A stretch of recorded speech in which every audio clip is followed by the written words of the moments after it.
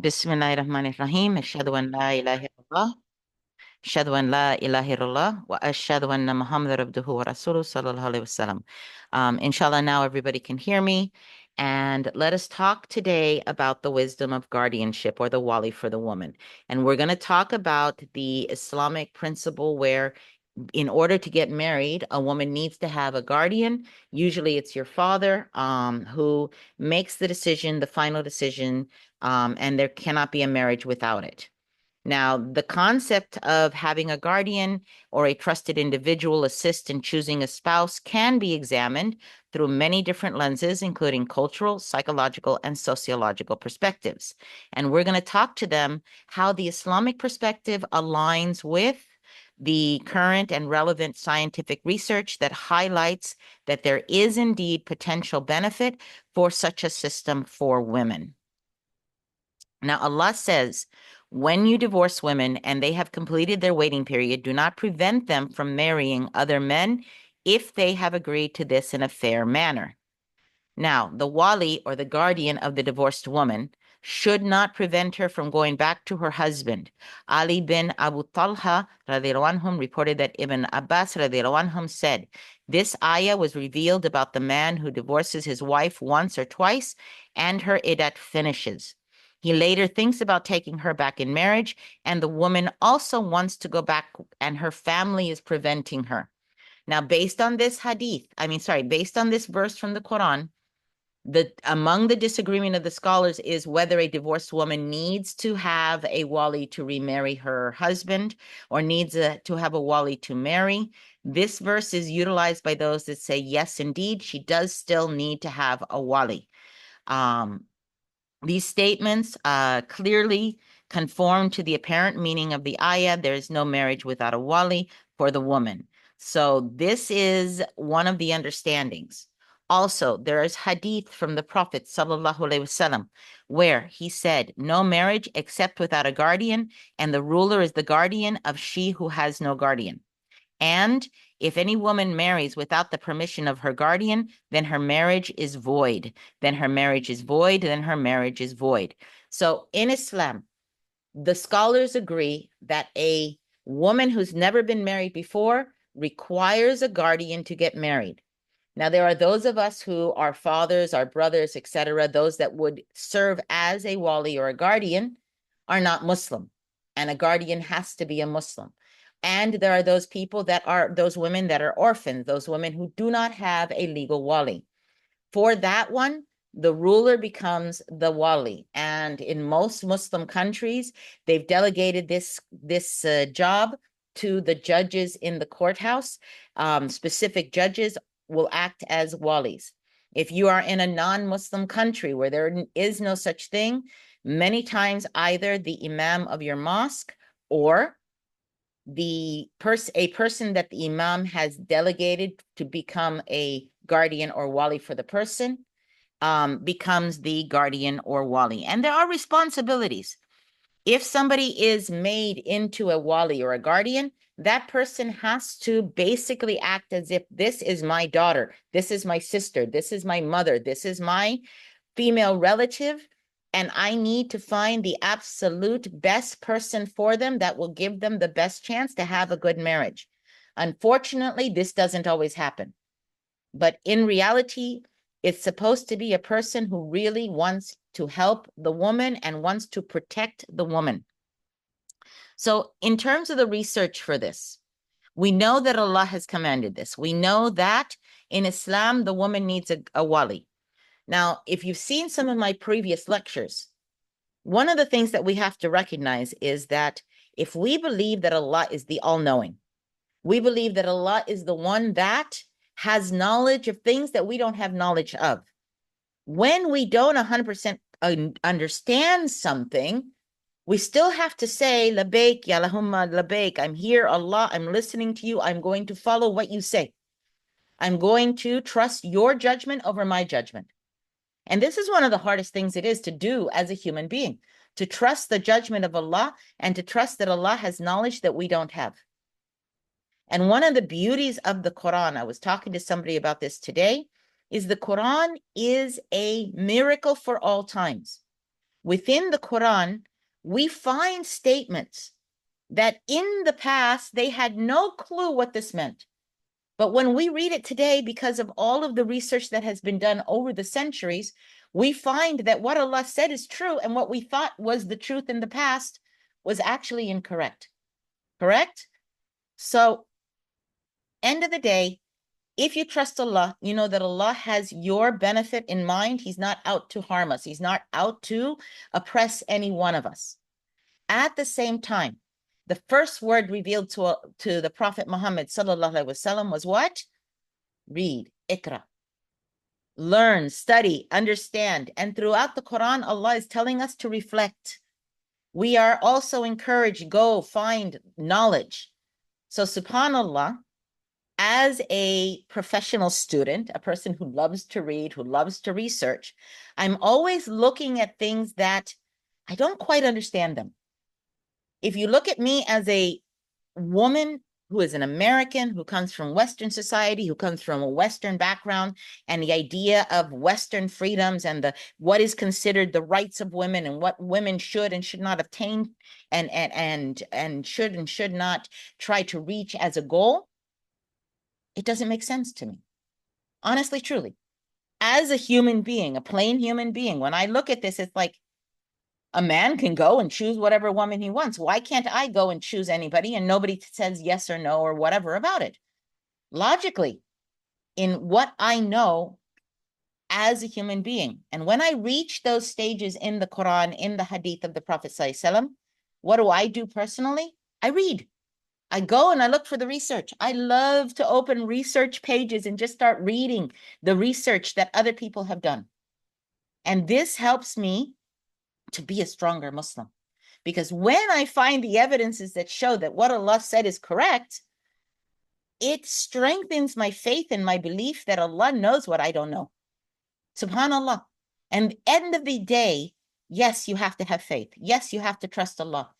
But Allah is always telling us, read, reflect, understand, research, go look for knowledge. Even if you have to go to China, go find knowledge wherever you need to find it. So it is very important that we as men and women, as human beings, as Muslims, go and try to find out what we don't understand. Don't just say, oh, my mind says this is illogical. My mind says this is oppression. My culture says this is wrong. Then there must be something that I don't understand, so I'm not going to follow it. No. Read, investigate. The information is out there. When I sat down to do the research for this, the information was out there and it was easy to find. Subhanallah. For instance, studies have shown that individuals often benefit from emotional support when making significant life decisions. A guardian can provide guidance and reassurance, helping women navigate the complexities of romantic relationships.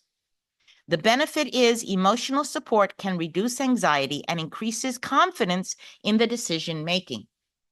Whether we are male or female, when we have others who are helping us to make a decision, even if at the end of the day, the decision's in my hand, which it is with a woman, this man comes forward, I like him, he seems nice, people start investigating and talking and finding out about him, they find out some things that are bad, that I don't think would make a good husband.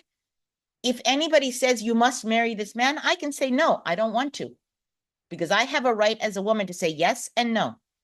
But if they see that my emotional attachment to this human being, to this man, has made me override the logic that says there's going to be a problem.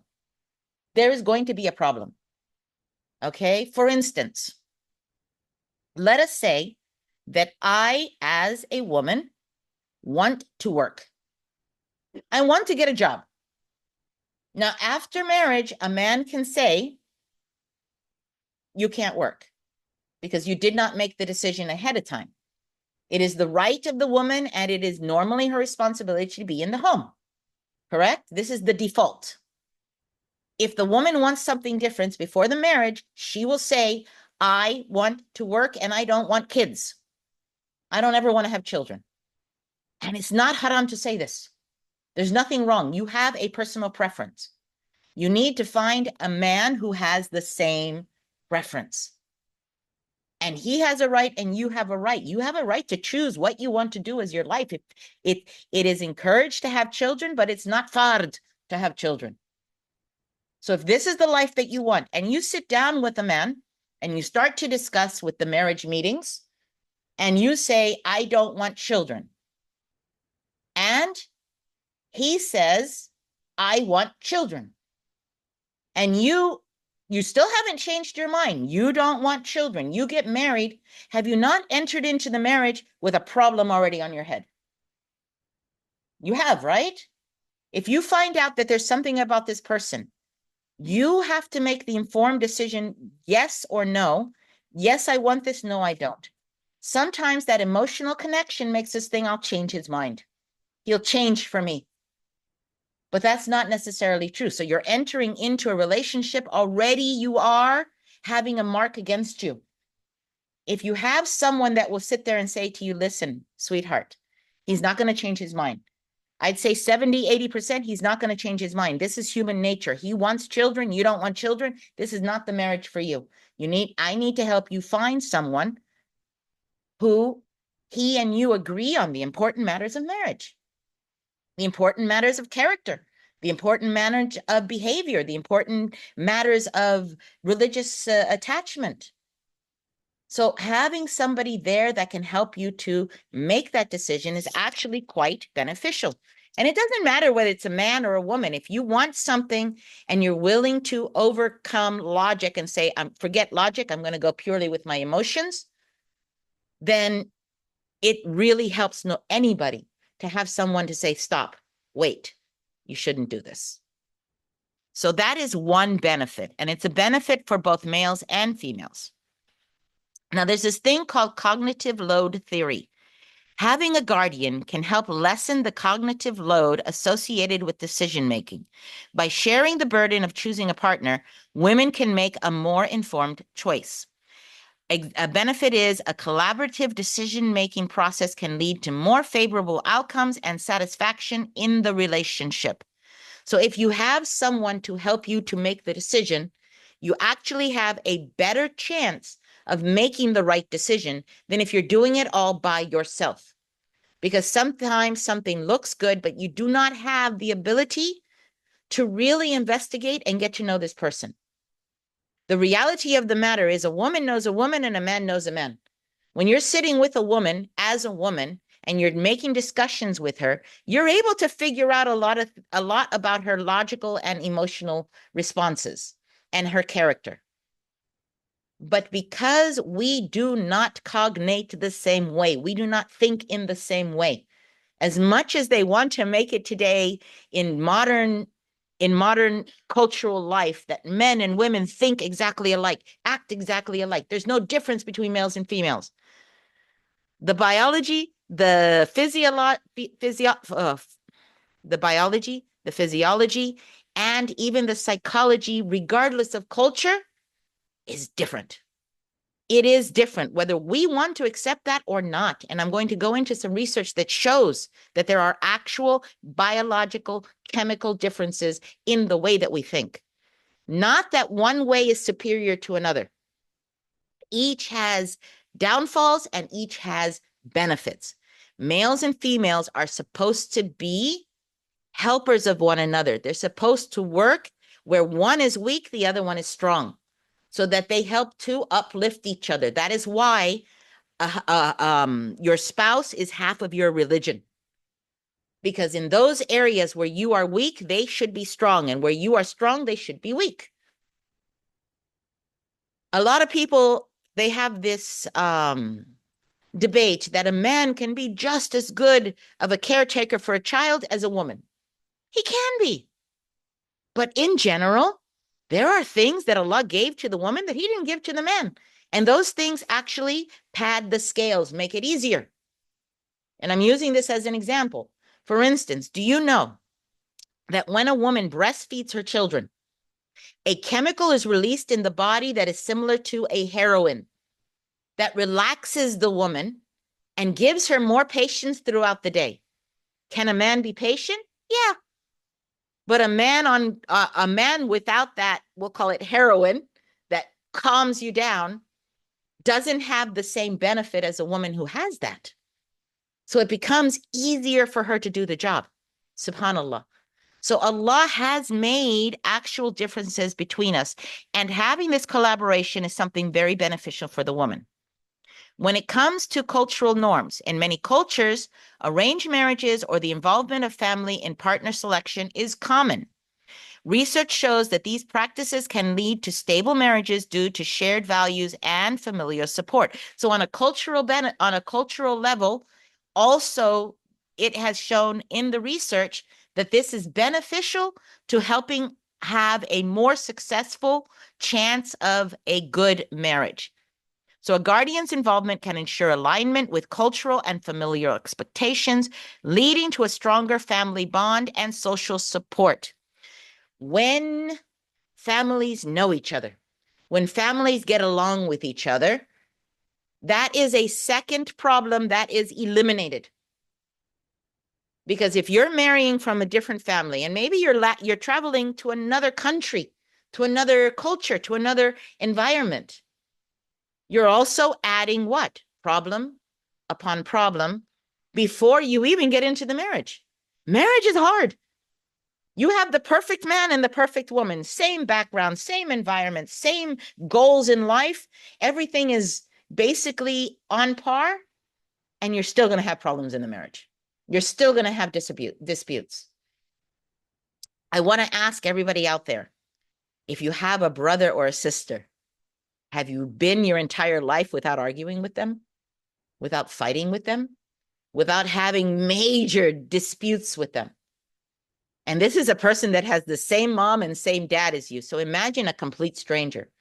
Two human beings put together there's going to be problems, there's going to be conflicts. So in the marriage contract, in the finding of a spouse, the least amount of differences is better. And it helps when you have, again, your cultural norms, and there's a benefit to this. Your parents, your father can help you with that. On the other level, we have social network theory. A guardian can leverage their social networks to vet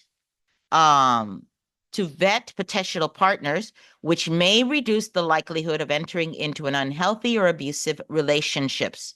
This protective layer can lead to safer and more positive relationship experiences. Living where I lived and over the last 20 some odd years, I have seen where new Muslim women who do not have guardians enter into relationships and marriages with men who essentially are trying to do what? To harm them, to oppress them, to utilize the fact that there is nobody there to back her up.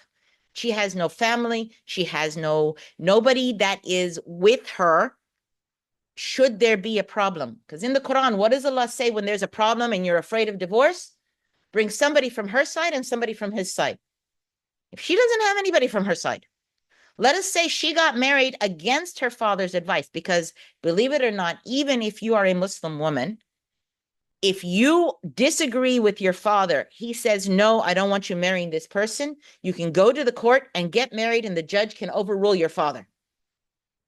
So you don't necessarily have to 100% go with what he says. But when you do that, you're saying to your father, I don't need you. And that cuts a kind of relationship, a relationship of protection. And many times when a woman does this, what happens? He doesn't back her up when the marriage goes wrong. He doesn't help her when the marriage goes wrong. She has no familial protection and support. And this is important because in every relationships between males and females, for the most part, the men have the upper hand. We may not like that idea. We may not be thrilled to admit that we as women have some weaknesses, even by the least of which is the physical differences. There are women who can beat up a man. But if you take an average woman and an average man, he has more physical strength, more upper body strength than the woman, because this is biological. You may find a big, strong woman against a weak man, but the vast majority, the average, is that the man has more physical strength and can cause more harm. And I'll give you a simple example. In the time before I became a Muslim, I would be in a place and a man is bothering me.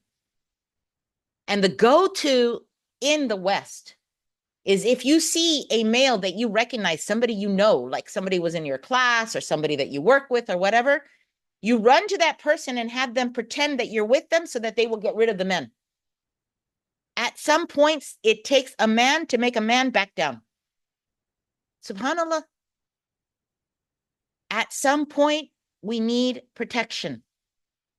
And if I had a choice in protection as a Muslim, as a non-Muslim, just as a normal human being, there's a male that I trust that can protect me against another male, or a female that I trust that can protect me against another male, that female and I are still pretty much equal. I'd rather have a man, I look at him and say, okay, he's strong, help me. SubhanAllah. So the benefit and the layer of protection of the family is extremely important.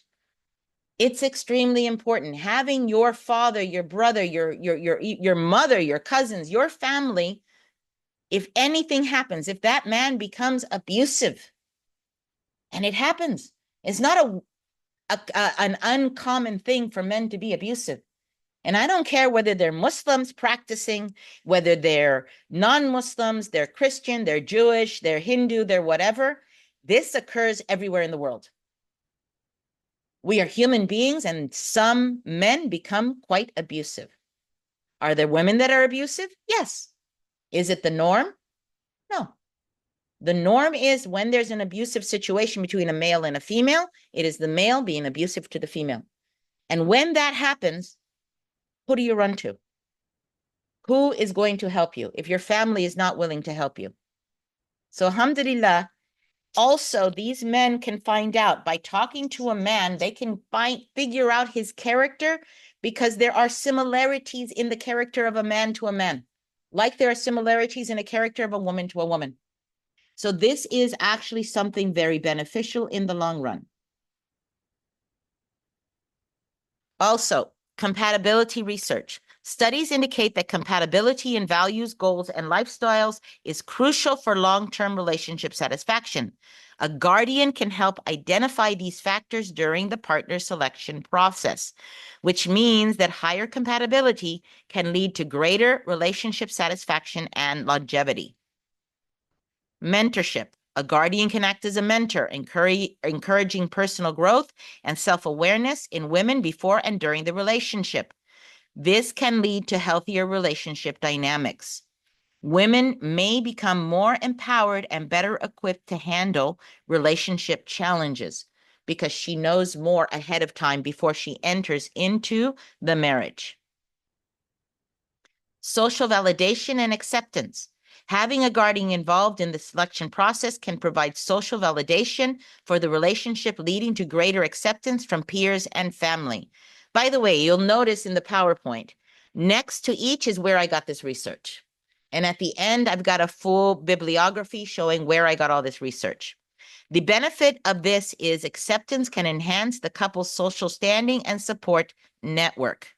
Now, in this process in Islam, it's not just the male guardian looking at the male. It's also the female guardian looking at the female for a male for their son.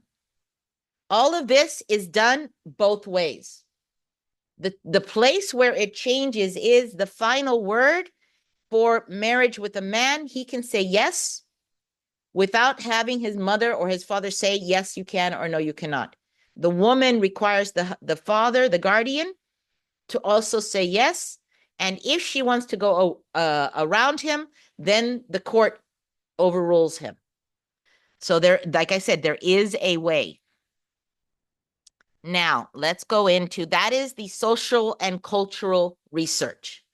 What about the thinking process, analytic versus intuitive thinking? Males are more likely to engage in analytical, systematic thinking. Evidence. Studies using cognitive tasks show males often focus on abstract reasoning and logic, while females often rely on intuitive, holistic thinking, particularly in social and emotional contexts. Women have been found to excel in tasks requiring social cognition and emotional inference. What does this mean? This means that our brain works differently. Not every man, not every woman. We are talking about in Islam, it's not the exception to the rule that makes the rule. It is the vast majority of people, where the vast majority of people will be protected. And the research shows that when men are going to make a decision, it is more analytical and less emotional. They do not utilize the emotional factor as strongly. Not that they don't have emotions, but it is not the predominant thing that makes them decide.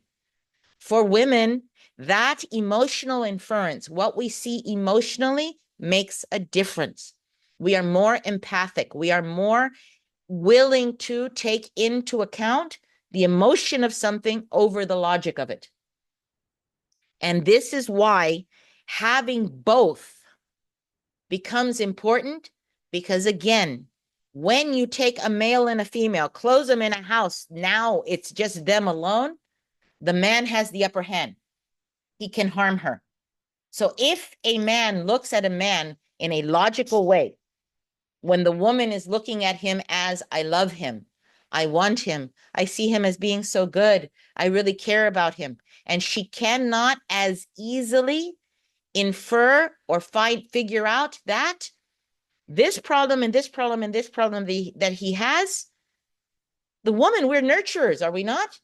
We see that a man has a problem and he's asking us to help him with this problem, because this is a tool that is utilized to help to make the woman care and want to marry.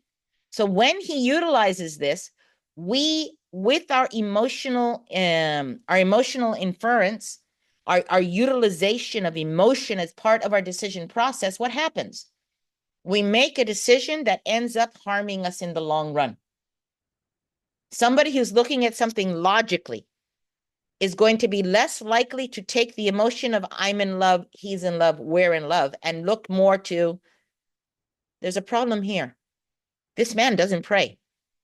She is a very religious girl and she wants to improve her religion. This is her personality. He doesn't pray. He's telling her, if I'm married to you, I will pray because you will help me. You will wake me up in the morning. And it's so romantic. I'm going to save him. I'm going to help him. And we emotionally will go after that. But the logical mind will say, he's not praying now. How does this woman change that? Because the power dynamic is not there. And if she's a woman who fears Allah, she's not going to be as pushy in pushing him and trying to force him to do something. So you have this imbalance.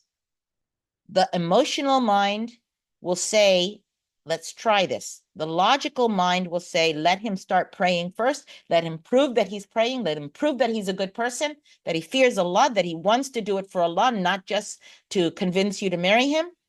And then let's go forward. The logical mind will put a stop to the emotion that overpowers. So this is an actual cognitive difference that is measurable between males and females.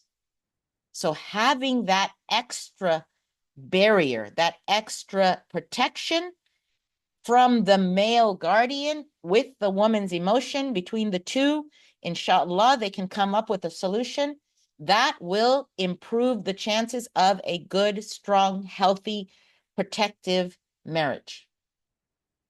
Does that make sense? Inshallah.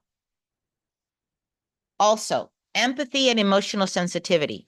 Females demonstrate greater emotional sensitivity and empathy, influencing their decisions in interpersonal contexts. Research by Eisenberg and Lennon shows that women score higher on measure of empathy across cultures, meaning that when they were testing the decision-making process of females, they found that empathy was stronger. That emotion was stronger regardless of what culture she came from. So this is something that is not cultural. It is something genetic. It is something inside the actual thinking process that Allah has created in human beings. The implication is women are more likely to factor in emotional consequences for others in their decision making. Many times, women get married thinking they're going to fix him, thinking that they're going to change him, thinking that their love will fix everything. But the reality of the matter is that it doesn't. And it ends up being a problem, whether she stays in the marriage or doesn't stay in the marriage. It ends up being a problem in the marriage and may very easily lead to a divorce. Allah wants his people married. He wants the Muslims to be married. He wants them to increase his nation. So this is something that's important within Islam. We do not consider divorce to be a good thing. We also don't consider it to be an evil thing. Like not many groups of non-Muslims, some of them, they believe that there is no such thing as divorce, and others, they believe that it is evil to get a divorce. We don't believe this, but we do encourage having good, strong, long-lasting marriages, especially when children are involved, because this is the best stability for the children to raise the children. So you have to try to have all of the protections in place. We do not make decisions for everything based on I want, I feel, I believe. It should have a lot of logic involved as well in the decision-making process. So as women, since we do use higher measures of empathy across cultures, we use the emotional factor for making our decisions, having the balance is critical. Not to create a perfect marriage, but to lessen the problems going in. Subhanallah. Also, emotional regulation. Males are more likely to suppress emotions during decision making. A study by Gross and John suggests that men often employ emotional suppression strategies, meaning this can lead to more detached, less emotionally influenced decisions. Females, on the other hand, tend to process and express emotions more openly. So women are more likely to use reappraise strategies, which involve reframing situations to reduce emotional impact. Now think about it. Allah created one being that maybe she decides not to have children, but the vast majority of women have children if they're able to, correct? So he puts in this woman the ability to be the kind of being, the kind of creation wherein raising those children has certain necessities, like you need to be patient. You need to be able to be emotional. You need to be able to create love in these children, teach them about love, teach them about kindness, teach them about compassion. Subhanallah. The vast majority of cultures, I don't care where you are in the world, whether it is a cultural thing or not a cultural thing, most places in the world, it doesn't matter what country, what part of the world you're in, and it doesn't matter. The vast majority, not one or two, the vast majority, even in the animal world, the woman is raising the children. So Allah put things inside of her that makes that an easier job. In the vast majority of the world, whether it be human or even animal, the male is providing for the family. And again, there are a few that is different, but again, the vast majority, those that are the common. So if this is the way that Allah has created us, then he will put in something to protect each side.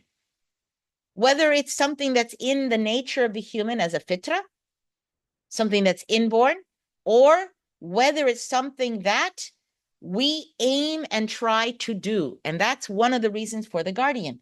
If you have a guardian, then you are able to utilize two strategies instead of just one. Two strategies versus one. When the male makes his final decision, if he's not utilizing assistance from his parents, from his family, from his culture, from his surroundings, if he's not utilizing this, then his decision is usually more logical than emotional. The woman, on the other hand, if she's not utilizing the guardianship that Allah has provided for her, her family, her support, then her decision is more emotional than logical. And an emotional decision can lead to more problems. When you look at it logically, you make a plan and you walk through that plan logically, it is more likely to end with the final goal than if you're only dealing with, or your majority dealing with, the emotional side and not looking at the logic of the situation. And the beauty of the guardianship is what? Is the fact that you have two different strategies to look at the same problem and to help make that final decision. And subhanAllah, this is a gift from Allah. Stress response. Under stress, males are more likely to engage in fight or flight responses, leading to quicker, less reflective decisions. Females are more likely to employ a tend and a befriend strategy, focusing on collaboration and nurturing. SubhanAllah. Taylor and group proposed this stress response model, linking it to evolutionary caregiving roles. So even in an emergency situation, we females tend to use our ability and gift from Allah to try to negotiate the situation. A man will act in a protective stance. He's going to stand up and fight. He's going to stand up and protect. So even if it's a highly stressful situation, again, the thinking process is completely different. So if you have the two strategies working together, you're more likely to come up with a better solution. So having the male protective, I'm going to protect, and having the woman trying to negotiate it, between the two, they should come up with a much more effective strategy and goal and result. So having this is very helpful. And because of the fact that ours is less in terms of logic and more in terms of emotion, it's better to have the extra one. Brain structure differences. So I've talked to you about the sociology of it, the culture of it, right? I've talked to you about the utilization of the thought process when you are using your cognitive thinking abilities. Now, there is actual differences in the brain structure between the males and females. And did we know this in the time of the Prophet ﷺ? No. We trusted that Allah knew something that we didn't know. But as you gain knowledge as a humanity, as a society, people are constantly, especially nowadays, doing research after research after research. If you believe in Allah, if you trust Allah, if you think Allah knows something that I don't know, go looking for the answer. How do we have today medicine and algebra and navigation and understanding the stars? Because the people after the Prophet ﷺ, the generations, the first generations of Muslims, were reading the Quran and saying, I don't get this. I don't understand it. This doesn't fit what I understand to be modern science. So they start to research it and investigate it. And they recognize from the Quran that what Allah says is actually reality. SubhanAllah. Nowadays, we as Muslims, we've stopped doing that. We've stopped reading, we stopped researching, we stopped trying to find answers. It's very rare when you find a researcher looking at a hadith and trying to prove it. SubhanAllah, the hadith of the fly, that Allah, that when a fly falls into your drink, dip it in, because on one side is the cure and the other side is the disease, right? It was a non-Muslim who was doing research on insects that discovered that this is actually true. SubhanAllah. But I, as a Muslim, have heard Muslims say, oh, the Prophet would never do that. That's disgusting. How can we say that that hadith is acceptable? Because that's sickening. Who would take and put a fly inside the water and then drink the water? But subhanAllah, when the non-Muslim researcher researched it and found it, looking for something else, and he found this, now the Muslims are like, oh, look at this. The Prophet said this, and look, it's been proven. We need to be the ones to go out there and make the research. We see something in the Quran and we don't have the research to back it up. Go open a book, go take some people, study them, and get the research. Ikra, reflect. Are we not going to be doing this? This is Allah's command to us, subhanAllah. Now, when it comes to brain structure differences, subhanAllah, when it comes to this, males generally have more gray matter in areas associated with processing, while females have more white matter aiding connectivity between brain regions. Subhanallah, research by Ingo Holliker and others highlights these differences and their potential impact on decision making. Where the thinking process actually takes place in the gray matter versus the white matter, there is a physical difference. Subhanallah, this is not some macho man telling humans women are better than men or men are better than women. This is Allah showing us there's a difference. Is this better or is that better? Wallahi, it depends on the situation. There are situations where the ability to empathize, the ability to negotiate on an emotional level is more important than the logic. And there are decisions that need to be made. And there are areas where the pure logic is much more important and much more beneficial than the emotional. So we have both. For the man, he's told, okay, utilize that gray matter and utilize that decision-making process that you have that has just a little emotion in it and go on your own. But Allah wants to protect the woman more. The woman is the one that needs the protection more. And that is done by giving her 2 sets of tools instead of just one. SubhanAllah. We have to trust Allah and not believe that just because modern society says that a man and a woman are exactly the same, that it's the reality. That men and women can make the same decisions without any differences. It's a reality because I say so? No, it's a reality if you can prove it. Allah in the Quran, what does he tell us? If you are truthful, bring your evidences. Where's your dalil? Where's your evidence? Let's go looking for the evidences. Let us recognize that Allah knows what we don't know, and we need to go look for the proof that what Allah says is al-haq, the truth. Hormonal influences. So we're going through all the various levels of differences between women and men. Testosterone in men is associated with increased risk-taking and assertiveness. Estrogen and oxytocin in women are linked to nurturing and empathic behaviors. Hormonal studies show that fluctuating levels of these hormones affect decision-making processes. So now this is talking about more than just the guardianship. This study right here is one of the reasons why it's 2 women to 1 man in making witness, in being a witness throughout the life of a woman. And I challenge people to tell me there's no such thing as pregnancy brain, pregnancy fog.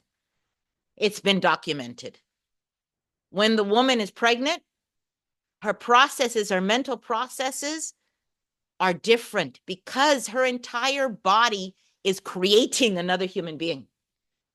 That human being came in as one simple little sperm that added itself to an egg. From those 2 pieces, it becomes a 100% full human being. And where does that stuff that creates that come from? The body of the woman. So if all of this is being taken out of you, do you not think that it's not going to affect your mental processes? Wallahi, how many women come out of pregnancy? Their teeth are falling out because they didn't have enough calcium. The baby took their calcium. Their bones are eaten, literally eaten by the baby. Their muscles, everything that child becomes is a result of what they steal from the mother's body, which is why the woman has to be very careful in the way that she gives herself nutrition as a pregnant woman. The same thing. So there is such a thing as pregnancy brain, where you forget more often. Subhanallah. During the course of a woman's cycle, there are times within her cycle where her ability to remember is lessened. Does this mean she's less intelligent? No. It means that there are fluctuations within her brain that make it such that she should have some kind of a backup plan. And as we get older, males and females, as you get older, you need help. So subhanallah, there is an actual hormonal influence from the cycle of the woman that creates changes in decision-making processes. Just because I want it to be doesn't make it true. The research shows that this is the reality. And I'm not going to deny the reality, because the denying of the reality will make it so that I become equal to a man. Who wants to be a man? Why do I have to create the man as the be-all and the end-all of the world? The goal is to be like a man. No. My goal is to be the best female that I can be, because I am a female and I want to be a female. And my strengths are greater in so many different areas than men's strength. They got a physical strength. They got a little bit more logic than I, and they are suited to some task a little bit better than I am. But there are tasks that they will never be suited to. And those tasks, I have a added bonus in doing it. So it's not that I am better or he is better. We are complementary. We help each other. We work in unison, and we have different strengths.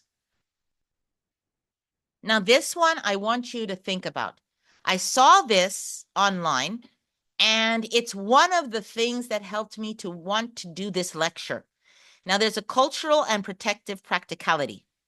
There's a thing in the United States called an angel shot.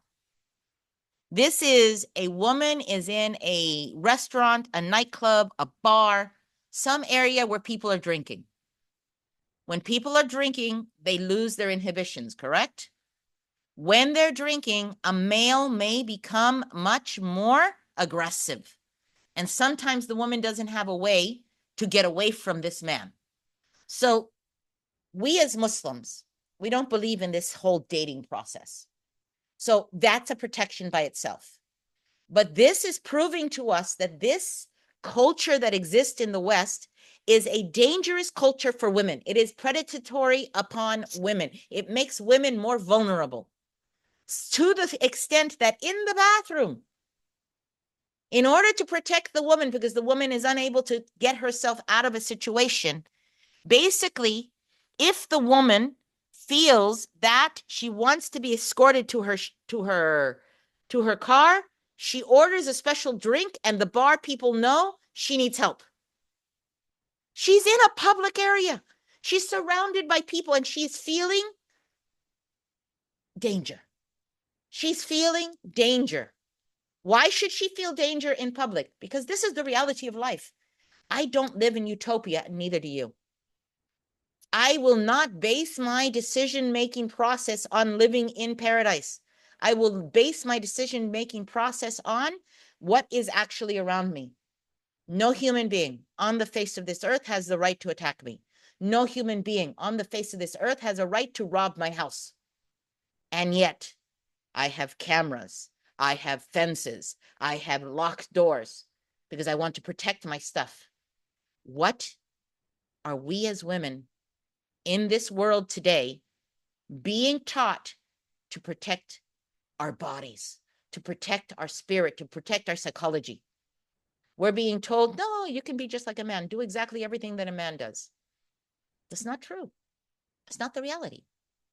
I live in the real world. So in the real world, they have to have this, because the only way for a woman to find a mate, somebody to live their life with, They have to go out. They have to put themselves in danger. They have to be alone with these men, and they have to do many different things in order to get to the stage where it's okay to get married.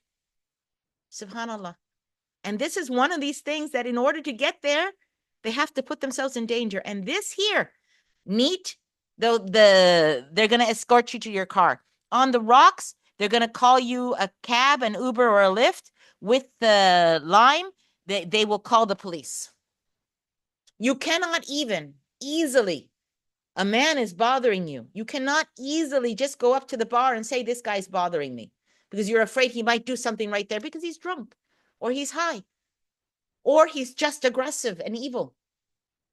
This is one of the places where the protection of the guardian is there. I am not coming to you alone. I am coming to you with the strength behind me. Subhanallah.